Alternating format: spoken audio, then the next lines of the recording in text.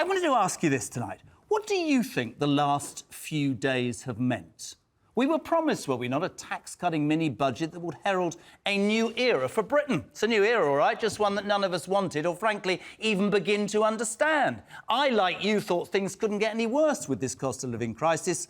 How wrong we were. Truss and Kwarteng have managed to create their own financial crisis, which is some achievement given they've only been 22 days in the job.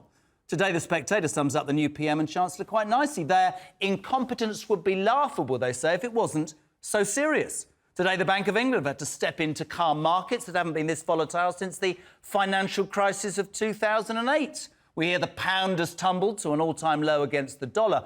But you know what? It would be easy to make it all about markets, wouldn't it, and economics and bankers. For me, let's talk about the impact on you. Have you got a mortgage? Do you know that your repayments could go up by more than £300 a month on a £200,000 mortgage? Maybe you're renting because you can't afford to get on the ladder. Payments will then rise as well because landlords will struggle to absorb sky-high mortgage costs. Add into that pensions, petrol, food, energy, everything, right? Nobody, it seems, will be immune from this almighty cock-up. Tory MPs, we hear, already, after 22 days, putting in letters of no confidence in Truss. And who can blame them? And best of all, Labour rubbing their hands with glee. If they had planned this, they couldn't have done a better job themselves. They will, from what we hear, they could march to power quietly, right, without even saying anything. But whatever happens, my friends, one thing is for sure. It will be you, it will be me, it will be all of us who will be paying the price. So, we're going to start tonight. It's the first time in a while. It's a warm welcome to Jez's Journos, my good friend. It says here, Talk TV legend, Richard Tice. Richard, good evening. Political commentator Marina Perkis, 12 days from giving birth, but still proving she is desperate to be with me. And the Daily Mirror's associate editor, Kevin Maguire. Been a while. How are we? Yeah, very well, very well. You know. Are you all right? I'm absolutely fine. 12 days. We're raring to go. The boys and I are quite worried. Can you imagine if this happened no live sudden on... movements. No sudden movements. Let's start with Liz Truss, if we can, Marina. Where is she? She tweeted 5 minutes ago, by the way, congratulations to Giorgia Meloni on her party's success in the Italian elections.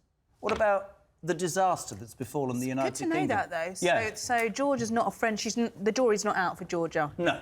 That even though there are, Mussolini sort of tendencies. Well, let's not talk Italian politics. Let's just say that in 22 days, and I, to be perfectly honest, was quite vocal about, Sunak would never be trusted by the Tory faithful because he was deemed as the person that knifed Boris Johnson. What has gone on?